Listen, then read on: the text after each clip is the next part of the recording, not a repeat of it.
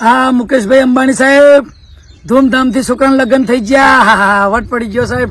હા તમે તો ગુજરાતના અને પાછા ભારત દેશના નંબર 1 ઉદ્યોગપતિ, રૂપિયામાં નંબર 1 આવે સાહેબ. પણ તમને ખબર છે ને કે આપણે ગુજરાતમાં વ્યવહારની સિસ્ટમ ખબર છે ને કે ભાઈ લગ્ન થઈ જાય પછી જે ઘરના હોય સગા સંબંધીઓ, ઘરના માણસો, એમને પહેરામણી કરવી પડે.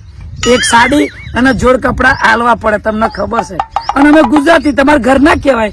હા પણ મને એ ખબર છે કે તમે મોટા ઉદ્યોગપતિ, તમારે જેવો ટાઈમ ના હોય કે ઘેર ઘેર આવીને જોડ લુગડા શું કહેવાય હાડીઓની વાળો, એવો તમારો જો ટાઈમ ના હોય. પણ અમે સમજુ માણસ છીએ, તમારે એવું ટાઈમ કાઢવાની જરૂર નહીં. તમે શું કરો ખબર છે? અમને બધા ગુજરાતીઓને 1 વર્ષનું જીઓનું રિચાર્જ ફ્રી કરી દો.